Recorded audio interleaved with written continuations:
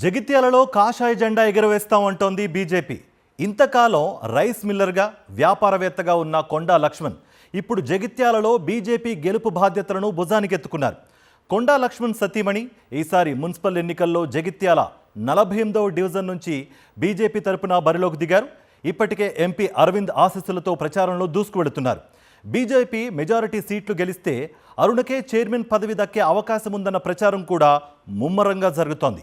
అయితే కాంగ్రెస్ సీనియర్ నేత జీవన్ రెడ్డి వంటి బలమైన లీడర్ ప్రాతినిధ్యం వహిస్తున్న జగిత్యాలలో బీజేపీ గెలుపు కోసం కొండా అరుణ లక్ష్మణ్ దంపతులు ఎలాంటి ప్రచార వ్యూహంతో ముందుకు వెళుతున్నారనే దానిపై మరింత సమాచారాన్ని మా ప్రతినిధి రమణ అందిస్తారు. జైత్యాల బల్దియాపై ఈసారి ఖచ్చితంగా బీజేపీ కాషాయ జెండాను ఎగురవేస్తామని చెప్పేసి ధీమాను వ్యక్తం చేస్తుంది.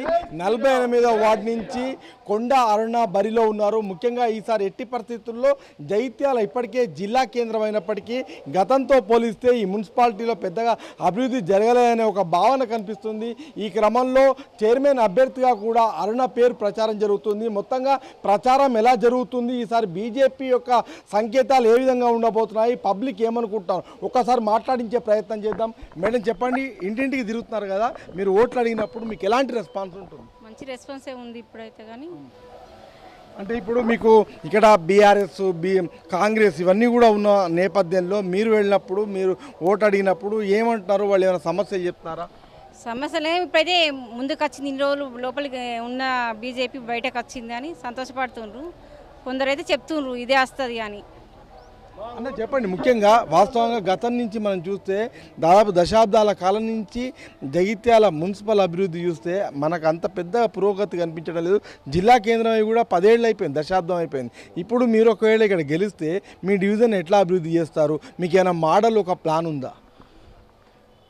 గతంలో ఉన్నటువంటి ఈ జిల్లా కేంద్రం ఏదైతున్నదో ఆ జిల్లా కేంద్రంలో మున్సిపల్ పరిస్థితి చాలా అధ్వాన్నంగా ఉంది. పక్కనే కరీంనగర్ జిల్లా ఉంది. కరీంనగర్ జిల్లాతో మన జిల్లా కూడా రెండు కూడా ఒక్కటే టైంలో మున్సిపల్ అయింది. కానీ అది డెవలప్ అయింది. కరీంనగర్ది స్మార్ట్ సిటీ అయింది. ఇట్ ద సేమ్ టైం మన జగిత్యాలకు ఇప్పటి వరకు ఎక్కడేసిన గొంగడి అక్కడే లాగా ఉన్నది. First of all. రెండోది అది ఏదైతే ఉన్నో రాజకీయ నాయకులు గతంలో బీఆర్ఎస్ అనుకుందాము, కాంగ్రెస్ అనుకుందాము, ఈ రెండు పార్టీలు కూడా అభివృద్ధి చేయకపోగా వాళ్ళే కొట్టుకునే పరిస్థితి ఈ రోజులో మీరు చూస్తున్నారు. ఆ పరిస్థితి కనబడుతుంది తప్ప పబ్లిక్ చేసింది ఏం లేదు. మున్సిపాలిటీ పరిధిలో పనులు ఎక్కడెక్కడ అస్తవ్యస్తంగానే ఉన్నాయి. సార్ ఇప్పుడు ఒకటి చెప్పండి, మీకు అరవింద్ అండ ఉంది ఇక్కడ, ఈ నిజామాబాద్ పార్లమెంట్ సెగ్మెంట్లో ఉంది. మీరు ఇక్కడ బీజేపీకి ఒక పెద్ద దిక్కు ఉన్నారు ఇప్పుడు లక్ష్మణ్గా.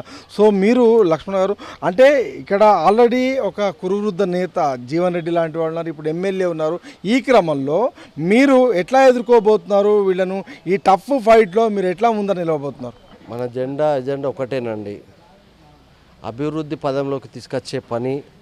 మాకు మోడీ గారు ఒక అవకాశం ఇచ్చారు.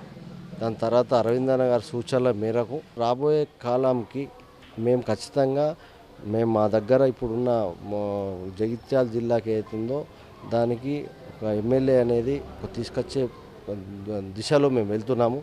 అలాగే ఇప్పుడు మున్సిపల్ కూడా మేము కొట్టే దిశలో పూర్తి స్థాయిలో మా కార్యకర్తలు కానివ్వండి, ఓటర్లు కానివ్వండి, వీళ్ళు పాత కాలానికి స్వస్తి చెప్పే రోజులు దగ్గర పడినాయి. ఇది ముఖ్యంగా ఇక్కడ మనకు కొండా లక్ష్మణ్ చెప్తున్నారు, బీజేపీ లీడరు. ఆయన భార్య అరుణ బరిలో ఉన్నారు. మొత్తంగా 48వ డివిజన్లో ఖచ్చితంగా బీజేపీ జెండా ఎగరవేయడం మాత్రమే పరిమితం కాలేదు.